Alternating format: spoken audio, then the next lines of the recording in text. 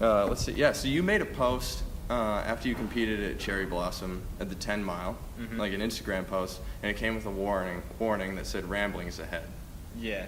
Yeah. Because it's like kind of embarrassing when you like say what you really think on the internet. I know. Yeah, it's a bad idea mostly. I think you never really want to say what you really think. Well, true. at least that's my motto. Yeah. But at the same time, people will always like say they'll compliment you for like being courageous. So like That's true. it's a bit also. It's kind of a bank shot too, you know. Well, I think you were courageous for Thanks, Jeff. writing. I really appreciate that. Yeah, but I thought it was a great post because you focused on kind of changing your view of success, and you had different ideas of what failure and success were in your previous racing in college, and that it was a lot easier to define then.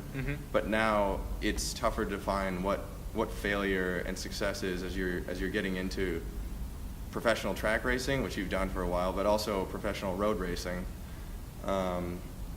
So yeah, how do you define success now, where you are? Yeah, I mean, in some like broad terms, it's really easy, right? Like Olympic teams and all that stuff. I think kind of what I was getting at is like when I was younger, I don't know, I was always very like within a race, I was like more like negatively motivated. Like, don't mess this up. Like, don't lose to that guy. Yeah. And that kind of, I don't know, whatever. I tried like more inspirational forms, but like when the chips were like, when it really got down to it and it was like you had to find something, the like, I don't know, transcending whatever, it didn't appeal to me as like, man, like everyone's going to think I suck and no one's going to be my friend if I like don't perform to some level. And then... so that's what you were thinking? In like so many words. And yeah. what was it about that guy too? Like, yeah, I don't know. It could be various things. that like, your friends were going to be friends with him? Yeah, yeah, exactly. Or I don't know, whatever. It would just, it's like a very like, I have to like make it, you know, I have to do this because otherwise bad things will happen or whatever. And then like I was very consistent like through most of high school and most of college. Like I didn't have very many bad races. I don't know if I had very many great ones either. But then I, as pro, I got hurt more and I had some like really bad races.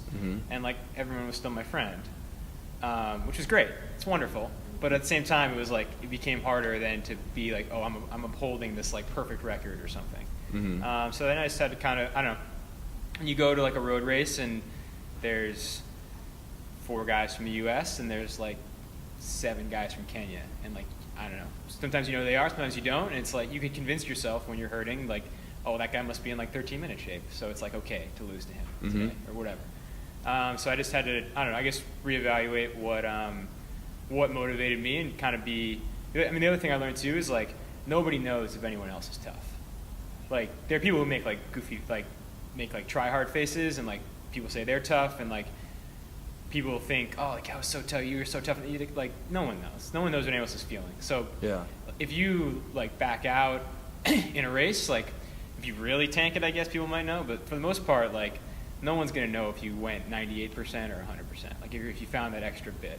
And so I think I just had to realize like I had to want to do that for me, I guess. Like I had to want to commit to myself. Like no one's ever gonna know if I gave it that like truly dug for what was there or not. But if I, you know, why am I doing this? Like why do I train hard? Why do I come to, you know, if I only race 8 times a year, why am I doing it if I'm not going to try to find that 1% in every race? So that's kind of what I was trying to get after.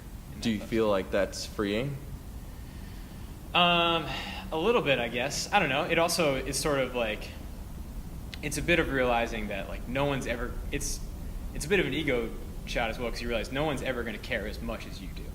Yeah. Right? Like when you're like, when I was younger, I don't know, I guess like state track seemed like so big or like whatever. And you just like, everyone in the world must care about this thing. Oh, totally. And then when you're running like the Cherry Blossom 10 miler, it's like really cool race, a lot of people out there, but like, you know, you kind of realize like, it's not the biggest thing going on in the city. Like no one's going to care as much as I do, whether I get 5th or 7th. And so I think, yeah, part of it is just like doing it a little less for the ego and a little more for just like, what am I doing with these years of my life, if not to maximize when I'm my talent or whatever.